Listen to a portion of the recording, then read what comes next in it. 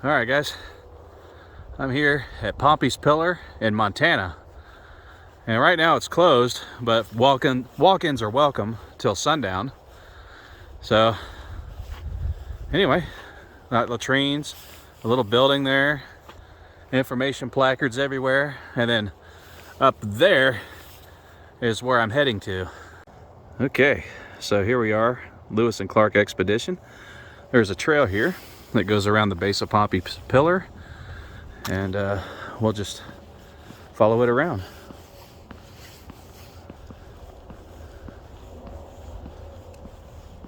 So here we have marks in time.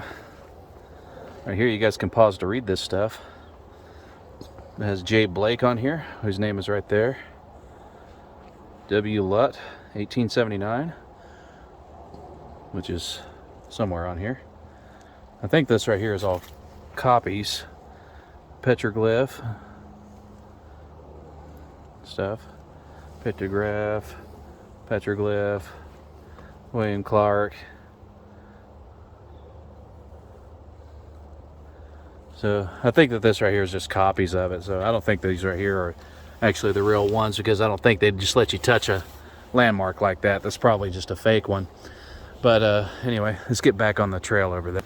Because as far as I remember, up here at the top of Pompey's Pillar is William Clark's signature carved into the rock. And they've got it behind glass. I haven't been up to see it yet, but I'm going to. I'm just doing the walking trail around it. Just going to get an overview of it down here.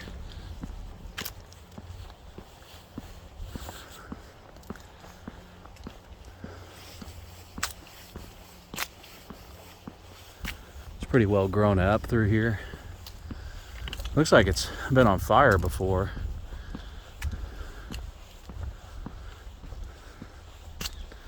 You see rocks coming off of it. Now, some of the signs, it actually talks about how it's actually crumbling, and they're doing surveys on it to see, you know, what's making it do that and ways they can fix it. And there was a rock that fell off of it recently as 2011.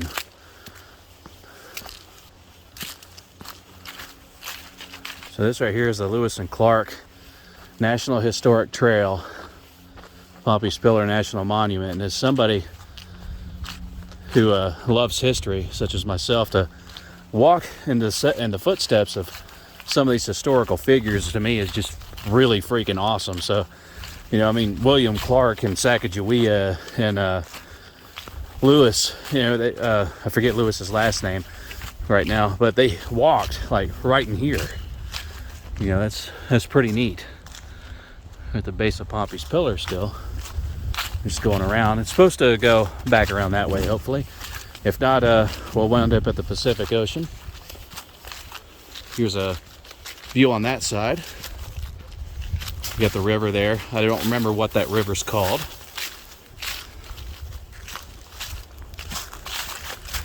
Here's some information right here. Oh, no. Oh, wait, maybe. It says, did you know? Historians believe that William Clark named this remarkable rock after Sacagawea's toddler son. Nicknamed Pomp or Pompey, Jean-Baptiste Charbonneau began his journey with the Corps of Discovery when he was only 2 months old. So that's pretty neat. I'm going to continue on down around the trail here.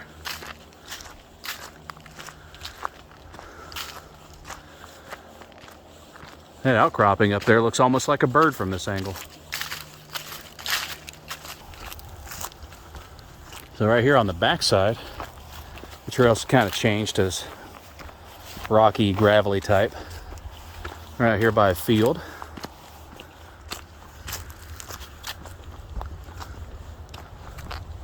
Let's see if I can get some better views of stuff. Yeah, there we go. Check that out, YouTube.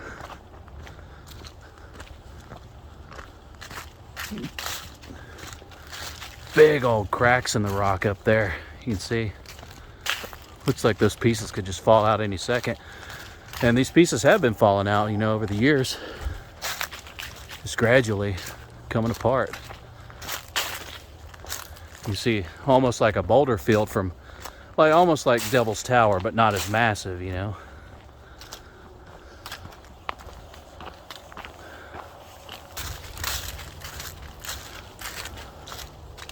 Check all that out.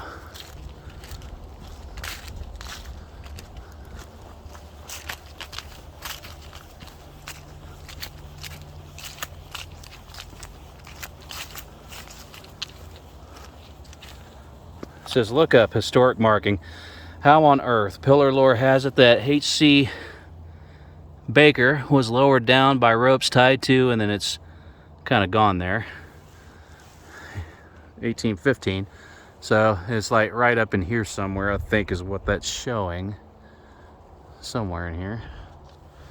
Sign here for falling rocks. I kind of wished I could walk on that ledge, but I'm not doing it. Look up historic marking. This one right here says, courtesy Harry Herman Clume, North Dakota, or ND. Harry Herman carved his horse's head in 1936. And it's right there. Right there.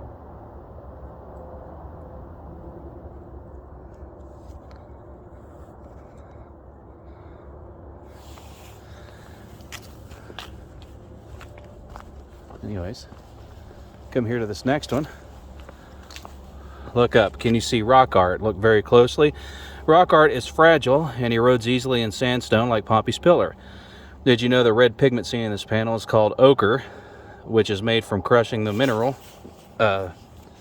hematite, iron oxide, and mixing it with a binding agent like eggs or blood. Okay. So it says to look up and you can see stuff, and I see something right there. You guys see it? There's stuff right there. That's all I can see. Can you guys see anything else?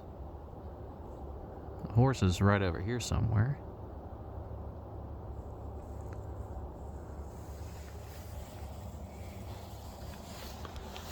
This panel of Pompey's pillar is called Larocque panel, in honor of the French-Canadian fur trapper Francis Antoine Larocque, who was the first to establish trade relations with the Apsaluki Crow and describe their remarkable culture. So that was what I just showed you guys, was that Fort Scott KAS thing there. He was also the first known European American to document Pompey's pillar. I'll let you guys pause to read that stuff. But yeah. So there's little artwork right up there, up above it is what it's saying. Yeah, you can kind of see something red there. I don't know if that's part of it or not. I see 1950 written up there. I see another name right there. A couple of names. I see Hoffman. H. Lowe. Yeah, all kinds of neat stuff. Anyway, we're going to continue on the trail on around, and then we're going to head up there. Alright, so I'm back here at the bottom of the stairs. You guys can pause to read all that stuff. Alright, and it's up these stairs. So let's go on up there. Caution snakes who pass this way, as archaeological resources are fragile and irreplaceable. Please don't erase traces of America's past. Will do. No dogs. Please stay on the boardwalk.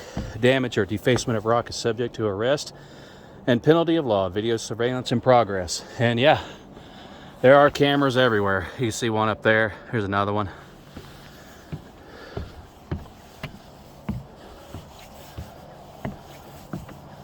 Ooh, they have alarms. Okay. So here we have wild blue flax. It's just what that is. More surveillance in progress. Put my jacket down. Anyway, there are cameras and sensors and stuff like that all over the place up here. So And I'm actually very happy of that. It would keep people from damaging anything else. Oh wow, look at that. There are two different pathways. Clark's signature is here to the left. We're going to go to that first. And then we're going to go see what's up that way. Because if it wasn't interesting, they wouldn't have built a thing to it. So, okay, it branches off.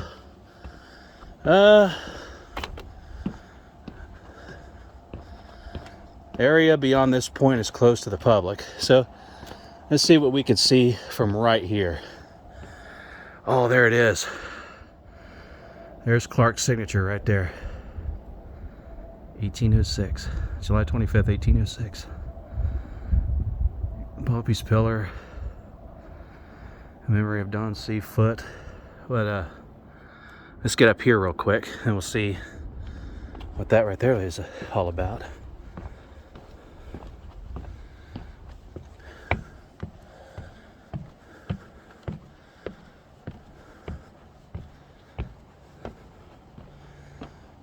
Oh, that is so cool.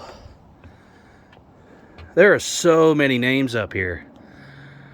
Like, looky there. There's another W right there. I wonder if he tried it up there but didn't do it and then decided to do it down there.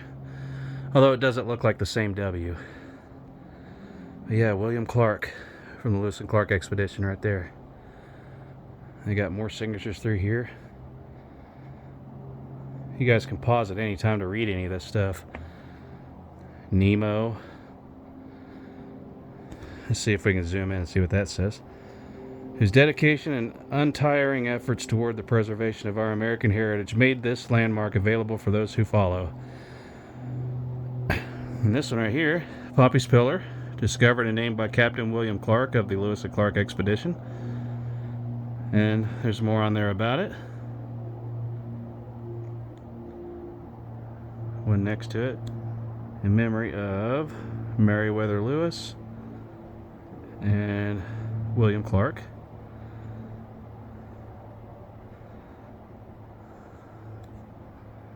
That's so neat. So anyway, yeah, all these signatures. Oh, there's even more down there. You can see them all there. You can't read them down there. And if I look right here, there's a little bit right here too. But there's nothing about any of these. And there's a little bit of one right there, it looks like, sort of. Then there's one something right here.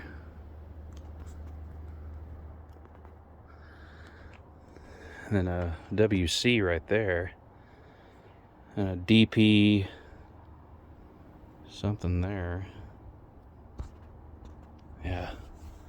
Anyway, yeah, there's video surveillance. There's all kinds of sensors everywhere. And I like that. Ooh. The natives have engraved on the face of this rock the figures and animals and near, which I mark my name and the day of the month of the year. Lewis and Clark Journals, July 25th, 1806. The ground on which Clark stood has weathered away, but his signature is not. Because of this remains physical evidence. The site is one of the few places along the entire Lewis and Clark Trail where you can be assured of standing in the footsteps of William Clark and other members of the expedition.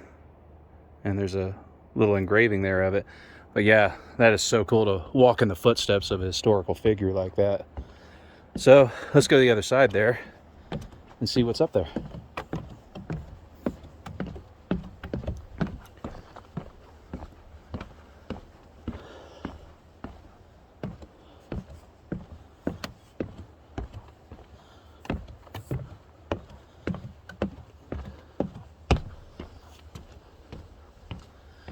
All right, let's see.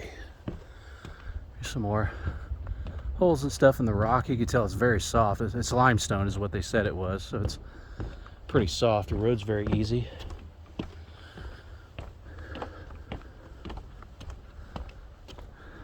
More stairs all the way up there. I wonder what it's going to be. I wonder if it's just a view.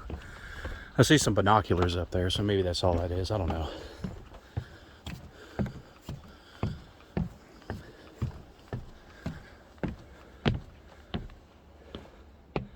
Oh, it's just telling you that's chokecherry.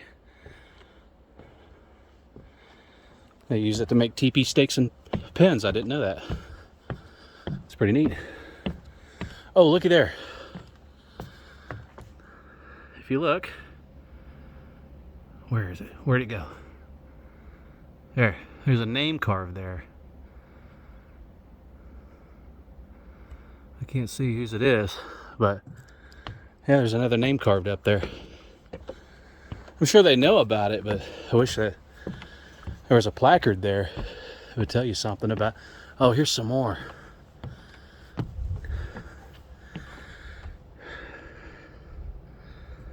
Look at all that. 1901. Something Stevens. More names. None of them as prominent as William Clark, but you know, still pretty neat nonetheless. Look, they got more sensors up here. They're just checking it to see if it moves. I guess they're afraid that this rock right here is going to fall, so they got a piece of equipment on here to measure, you know, if it's moving and how much. More stairs. We're pretty much at the top of Pompey's Pillar here.